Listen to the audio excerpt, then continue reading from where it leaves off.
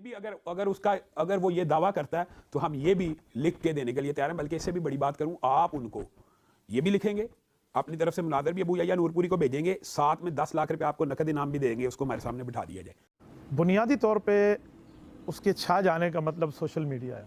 آج social media zero ہو جائے وہ زیرو ہے۔ ان کا کلیم ہے کہ میں انجینئر ہوں، انہیں چاہیے وہ اپنی فیلڈ میں رہیں، فیلڈ سے جب باہر ہوتے ہیں تو لوگ چسکے لینے کے لیے سنتے ہیں۔ میں اب یہاں بیٹھا ہوں نا، میں دینی گفتگو کر رہا ہوں، شاید میری اس گفتگو پہ اتنی ویورشپ نہ آئے جتنا میں نعوذ باللہ سر سے ٹوپی اتار کے یوں ٹوئنکل ٹوئنکل لٹل اسٹار کہنا اور ڈانس کے انداز میں کروں تو مجھے اتنی ویورشپ ملنی ہے کہ واہ۔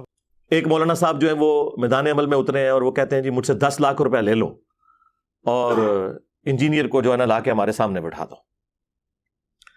میں عرض کروں گا یہ 10 لاکھ روپیہ آپ نے کمایا کیسے ہے؟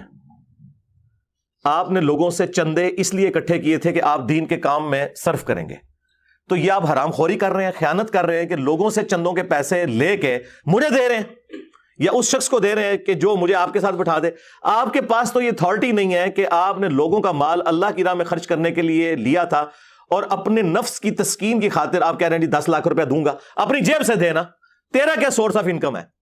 چھوٹی چھوٹی مسجدوں کے یہ لوگ امام ہیں جہاں ڈکلیئرڈ تنخواہ 25,000 ہے، لیکن ان لوگوں کا روزانہ کا خرچہ 25,000 سے زیادہ ہے، چندوں سے کھاتے ہیں۔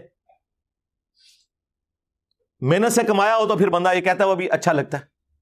تو میں پھر الزامی جواب کے طور پر انہیں کہوں گا کہ تم کہہ رہے ہو نا 10 لاکھ، میں تمہیں اپنی حلال کی کمائی سے 20 لاکھ روپیہ دوں گا، لاؤ اپنے بڑے کو میرے سامنے بٹھاؤ، ساجد میر کو بٹھا دو، تقی عثمانی صاحب کو بٹھا دو، مفتی منیب صاحب کو بٹھا دو، اور یہ بھی تمہاری خواہش کے اوپر۔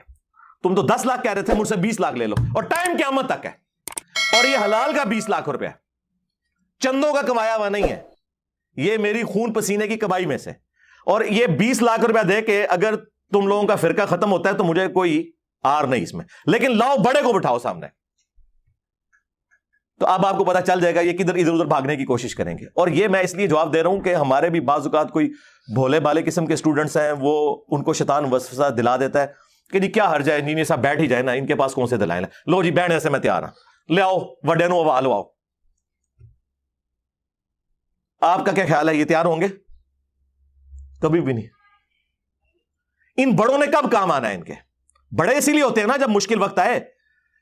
ہمارے صحابہ کرام پہ مشکل وقت آیا، 12,000 کا لشکر حضور کو چھوڑ گیا۔ غزوہ حنین کے موقع پر بخاری مسلم میں آیا کہ نبی علیہ السلام اکیلے آگے بڑھے اس حال میں کہ آپ کے خچر کی مہار ابو سفیان بن حارث رضی اللہ تعالیٰ عنہ نے تھامی ہوئی تھی، اور 80 بندے صرف حضور کے ساتھ تھے، اور نبی علیہ السلام کہہ رہے تھے انا النبی لا کذب، انا ابن عبد المطلب، میں نبی ہوں، اس میں کوئی جھوٹی بات نہیں، میں عبد المطلب کا بیٹا ہوں۔ تو تم لوگ بھی آگے بڑھو کہ میں بریلوی ہوں، اس میں کوئی شک نہیں، میں بریلویوں کا امام ہوں، میں ہوں مفتی منیب، اس میں کوئی شک نہیں، آؤ انجینئر مجھ سے بات کرو، میں ہوں مفتی تقی عثمانی دیوبند کا امام، اس میں کوئی شک نہیں، آؤ انجینئر مجھ سے بات کرو، میں ہوں ساجد میر وہابیوں کا امام، آؤ مجھ سے بات کرو انجینئر۔ تو ان لوگوں کے دعوے سنیں، اور پھر اس قدر حسد۔ ایک دیوبندی مولانا انٹرویو کے دوران کہتا ہے کہ جی وہ انجینئر صاحب اس لیے چھا گئے ہیں کہ سوشل میڈیا ہے۔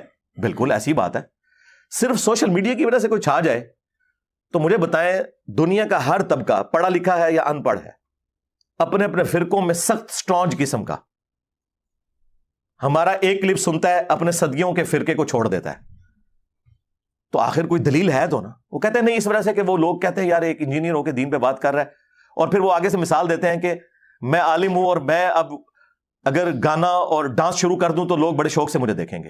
بنیادی طور پہ اس کے چھا جانے کا مطلب سوشل میڈیا ہے۔ آج سوشل میڈیا زیرو ہو جائے وہ زیرو ہے۔ ان کا کلیم ہے کہ میں انجینئر ہوں، انہیں چاہیے وہ اپنی فیلڈ میں رہیں، فیلڈ سے جب باہر ہوتے ہیں تو لوگ چسکے لینے کے لیے سنتے ہیں۔ میں اب یہاں بیٹھا ہوں نا، میں دینی گفتگو کر رہا ہوں، شاید میری اس گفتگو پہ اتنی ویورشپ نہ آئے جتنا میں نعوذ باللہ سر سے ٹوپی اتار کے یوں ٹوئنکل ٹوئنکل لٹل اسٹار کہنا اور ڈانس کے انداز میں کروں تو مجھے اتنی ویورشپ ملنی ہے کہ واہ۔ یار وہ جو تمہیں دیکھیں گے تو اپنی کوئی زندگی بدلیں گے، تمہیں ایک جوکر کے طور پہ وہ دیکھ رہے ہوں گے، جبکہ ہمارے اسٹوڈنٹس کیا ہمیں جوکر کے طور پہ دیکھ رہے ہیں؟ بھائی انہوں نے اپنے ماں باپ سے دشمنی لے لی نبی صلی اللہ علیہ وآلہ وسلم کی محبت میں، اور صدیوں کے فرقے چھوڑ دیے۔ یہ کمپیریزن ہے، اس سے اندازہ لگائیں کہ یہ لوگ کس طرح نیچ لیول کی آ کے مثالیں دیتے ہیں۔ یہ دین کے کام کو یہی کچھ سمجھتے ہیں کہ تماشا، چونکہ ان کے بزرگوں نے خود تماشے لگائے میں یہ سمجھتے ہیں کہ باقی لوگ بھی تماشے لگاتے ہیں۔ پھر جب سب کچھ ان کے پاس ختم ہو جاتا ہے کہتے ہیں جی انجینئر صاحب نے نا جی ایک نیا فرقہ لانچ کر دیا۔ ہم یہ کہتے ہیں جب کوئی فرقہ ہوگا تو پہلے سے موجود فرقے ہیں ان کے اندر جو نٹوریس چیزیں پائی جاتی ہیں وہ انجینئر صاحب میں بھی پائی جاتی ہوں گی. بتائیں فرقے کی سب سے بڑی نشانی ہوتی ہے کہ اس کی مسجد دوسرے فرقے سے الگ ہوتی ہے. بتائیں میری کون سی مسجد ہے؟ ہم تو تمہارے پیچھے نمازیں پڑھتے ہیں, چندے تمہیں دیتے ہیں. فرقے کی چندہ بک علیحدہ ہوتی ہے, ان کا بابا علیحدہ ہوتا ہے. ہمارا کون سا بابا ہے؟ ہم تو بار بار کہتے ہیں کہ ہم اسے اپنا بابا جان مانتے ہیں جن کی قبر مدینے میں ہے. النبی اولی بالمؤمنین من انفسہم وازواجہ امہاتہم, نبی تمہاری جانوں سے بڑھ کر تم پر حق رکھتے ہیں, اور نبی کی بیویاں امت کی مائیں ہیں صلی اللہ علیہ وآلہ وسلم. فرقے کے مدارس ہوتے ہیں, فرقوں کی باقاعدہ ٹیکسٹ بک ہوتی ہیں جس میں بتایا جاتا ہے کہ یہ فرقہ ہمارا جنتی ہے, باقی سارے جہنمی ہیں. بتائیں ہم نے کون سا لکھ کے دیا؟ ہم تو آپ سب کو جنتی مانتے ہیں انشاءاللہ تعالی الٹیمیٹلی اپنا عذاب بھگت کے.